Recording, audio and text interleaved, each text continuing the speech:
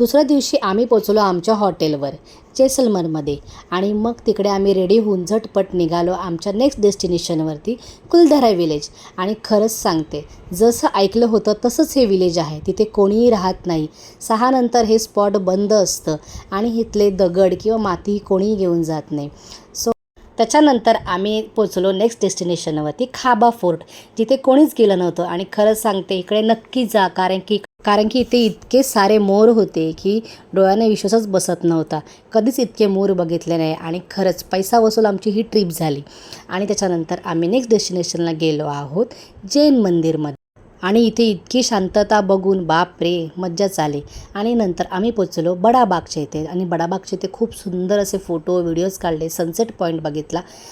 बडाबाग sunset पॉईंटसाठी खूप famous आहे, तर इथे सुद्धा नक्की जा. आणि मग आता आम्ही पोचलो गडीसर लेक, आमचं लास्ट डेस्टिनेशन. तिथे मस्त भेळ खाल्ली आणि मजा केली.